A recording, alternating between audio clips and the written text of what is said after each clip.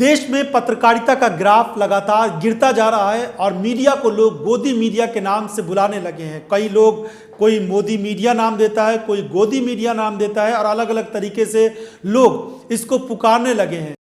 बड़ी आबादी देश की ऐसी भी है जिसका साफ ये कहना है कि उसे अब इस मेन स्ट्रीम मीडिया पर, अखबारों पर, टेलीविजन चैनल्स पर विश्वास नहीं रहा।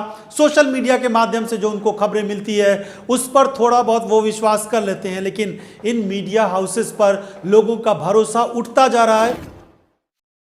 पत्रकारों पर जैसे हमले हो रहे हैं और निष्पक्ष पत्रकारिता करने वाली संस्थाओं पर जिस तरह से नकेल कसा जा रहा है, उसको लेकर रवीश कुमार ने गहरी चिंता जताई। मुख्य धारा की मीडिया के जितने भी बड़े संस्थान हैं उनका गोदीकरण संपूर्ण हो चुका है और अब जो दूसरी जगह हैं जहां पर बची खुची रिपोर्टिंग है या फिर सवाल उठाए जाते हैं, जैसे न्यूज़ क्लिक है, वायर है, न्यूज़ लॉन्ड्री है, कैरावन है, इन सब पत्रिकाओं पर और वेबसाइट पर निगाह है कि कैसे इन्हें ख़त्म किया जाए।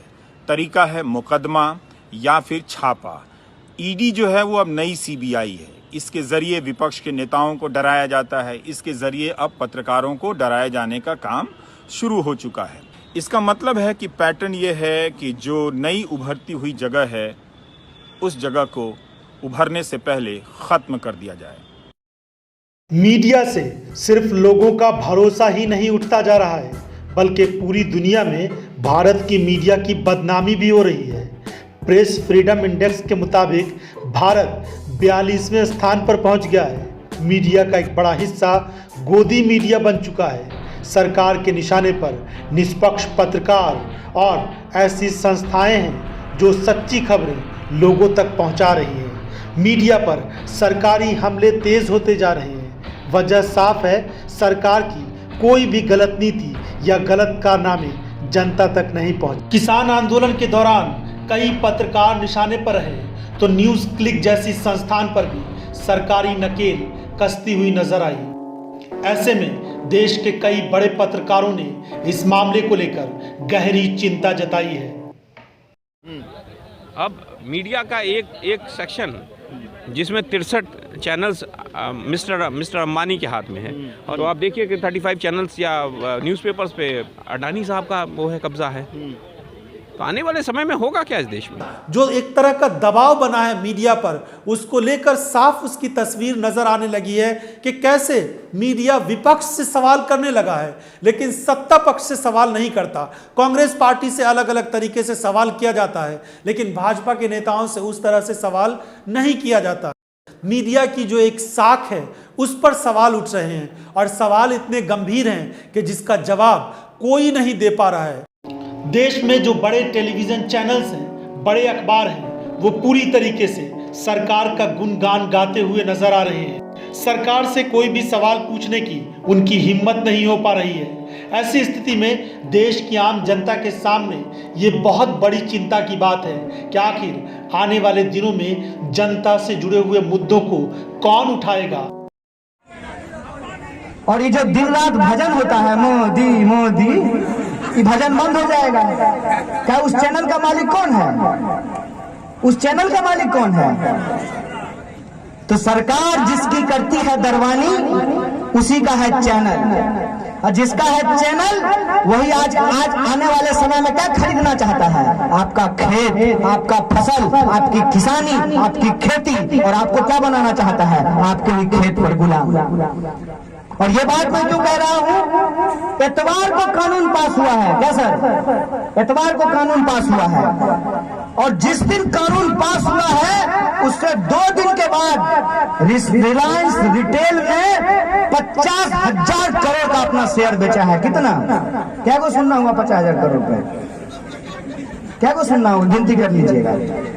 50,000 करोड़ का शेयर बिका है। किसका? रिलायंस रिटेल का। पूर्णिया में कोई रिलायंस रिटेल का दुकान देखे हैं? एगो एडवांस जिला है तब आप।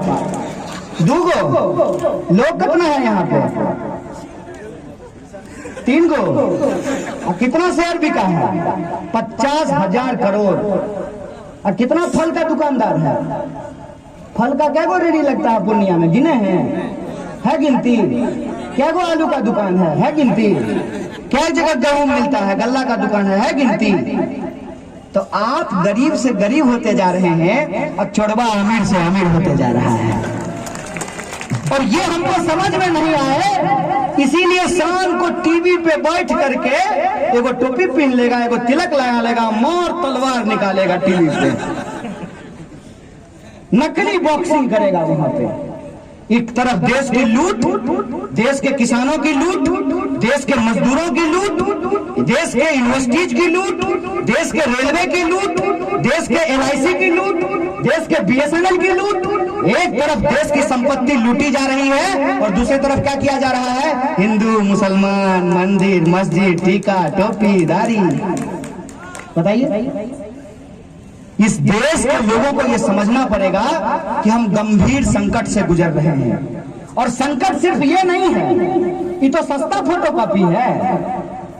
ये जो पार्लियामेंट में बैठा है, कभी रोता है कभी हंसता है, ऐसा लग रहा है जैसे आल्हा रुदल का डांस चल रहा हो। ये तो सस्ता फोटोकॉपी है। असल चुनौती इस देश के सामने ये है कि एक तरफ अमेरिका चाहता है इस देश के बाजार को कब्जा कर लेना, दूसरी तरफ चाइना चाहता है इस देश के बाजार को कब्जा कर लेना। आप बताइए, 135 करोड़ का यह देश, जहां महात्मा गांधी, फणीश्वरनाथ रेणु, नक्षत्र मालाकार, कर्पूरी ठाकुर जैसे लोग पैदा हुए, यह महान धरती, ये भारत भूमि जो अपनी आजादी को सेलिब्रेट करता है। एक तरफ उस देश के 135 करोड़ लोग हैं, उनकी आजादी का सवाल है, दूसरी तरफ ये लुटेरे और बेईमान इस देश को कब्जा कर लेना चाहते हैं। इसीलिए मैं कहता हूं कि ये लड़ाई सीधे तौर पर देश बचाने वालों और देश बेचने वालों के बीच में है। आप तय कर लीजिए कि आप किसके साथ खड़े हैं। बोलिए, बचाने वाले के साथ है कि बेचने वाले के साथ है? ये लड़ाई किसानों और बेईमानों के बीच है।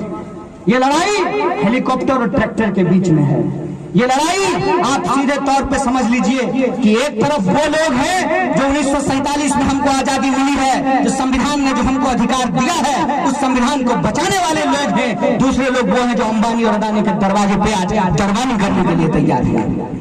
आज इस लड़ाई में हर एक इंसान को अपनी पहचान को छोड़ करके एक भारतीय होने के तौर पे इस आंदोलन में शरीक होना चाहिए, उसको अपना समर्थन देना चाहिए।